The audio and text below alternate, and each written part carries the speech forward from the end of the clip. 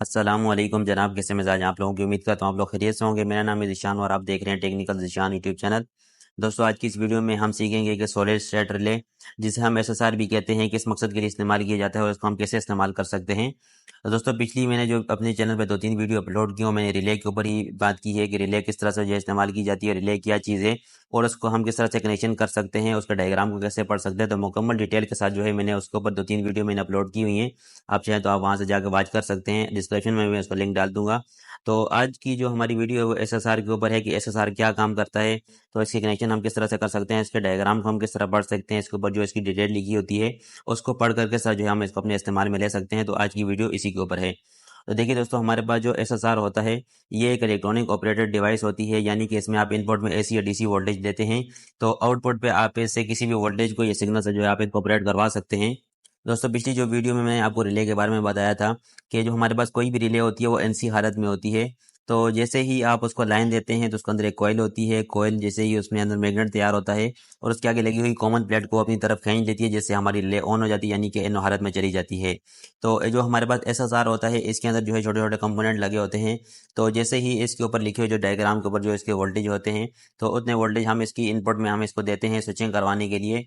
तो उससे हमारी जो रिले होती है वो स्विच होती है और उसके बाद आउटपुट पे जो भी हम वोल्टेज या सिग्नल देते हैं तो उससे हमें आउटपुट मिल जाती है। इलेक्ट्रिकली जो हमारे पास रिले होती हैं उनके ऊपर आप 3 एम्पेयर का, 5 एम्पेयर का या 10 एम्पेयर का लोड आप उसके ऊपर इस्तेमाल कर सकते हैं। लेकिन हमारे पास जो एसएसआर होता है इसके ऊपर आप ज़्यादा से ज़्यादा तकरीबन 25 एम्पेयर का लोड भी आप इसके ऊपर इस्तेमाल कर सकते हैं। आप देखेंगे मेरे पास जो जो एसएसआर है इसके ऊपर आप 25 एम्पेयर का लोड जो है आप इस्तेमाल कर सकते हैं। तो दोस्तों, ये हमारे पास जो एसएसआर है इसकी मुकम्मल डिटेल इसके ऊपर लिखी होती है। जैसे कि मैंने आपको बताया था कि कोई भी रिले होती है उसके ऊपर उसका मुकम्मल डायग्राम, उसकी पिनों के बारे में और उसकी इनपुट वोल्टेज जो है मुकम्मल उसके ऊपर तफसील इसकी लिखी होती है। तो अब हमारे पास जो एसएसआर है इसके ऊपर भी जो है इसकी मुकम्मल तफसील लिखी हुई है, जिसके बारे में मैं आपको बताता हूँ। दोस्तों, एसएसआर जो होता है उसके 4 पॉइंट होते हैं, जिसमें हमारे पास ये 1 नंबर का पॉइंट है, ये 2 नंबर का पॉइंट है और ये 3 नंबर है और ये 4 नंबर का पॉइंट है। उसके बाद इसके ऊपर जो है इसके एम्पेयर की डिटेल लिखी हुई है कि तकरीबन 25 एम्पेयर का लोड जो है आप इसके ऊपर इस्तेमाल कर सकते हैं। उसके बाद जो है नीचे की तरफ जो आप देखें तो इसमें 3 और 4 जो हमारे पास दोनों पॉइंट हैं, ये इसकी इनपुट के पॉइंट हैं, यानी कि आप इसके ऊपर एसी या डीसी कोई भी वोल्टेज जो है इसके ऊपर लिखे हुए हैं, तो आपने जो है वो इसको इनपुट करने हैं, जिससे आपकी रिले ऑपरेट होगी। तो ये जो रिले है इसको आपने 80 से 220 वोल्ट एसी जो है इसके ऊपर लिखे हुए हैं, तो आपने इसको इतने इनपुट करने हैं यहाँ पे। तो इसमें एसी वोल्टेज भी हो सकते हैं और डीसी वोल्टेज भी हो सकते हैं। अब मेरे पास जो एसएसआर है ये एसी वोल्टेज की है, तो इसको आपने 80 से 220 वोल्ट एसी जो है आप इसको देंगे तो ये ऑपरेट हो जाएगी। अब ये जो हमारे पास 1 नंबर का और 2 नंबर का पॉइंट है, तो आप इसमें जो है इस तरफ अगर इस पॉइंट पे आप जो वोल्टेज देंगे तो यहाँ से आपको आउटपुट मिलेगी। अगर यहाँ से आप इनपुट देंगे तो यहाँ से आपको आउटपुट मिलेगी।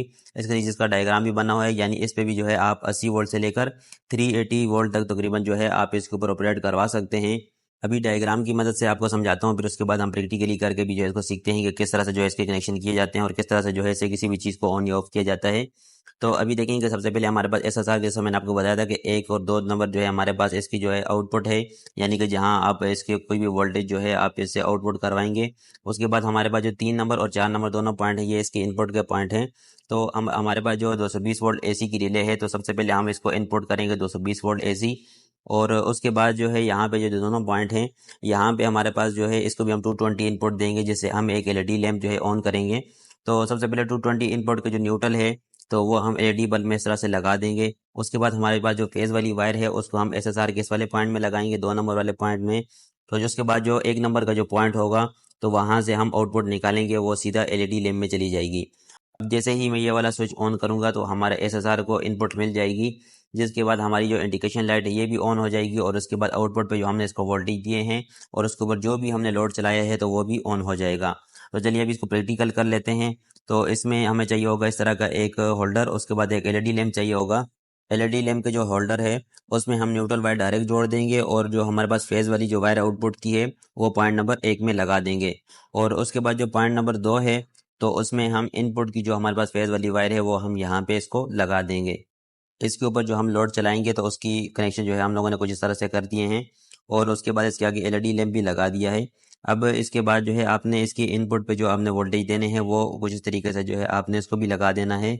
अब बारी आती है इसको चेक करने की। लोड के लिए जो हमने इनपुट लगाई है वो मैंने ऑन कर दी है। अभी जिन वोल्टेज से हमारी रिले ऑपरेट होगी तो वो वोल्टेज अभी जो है ऑन नहीं किए।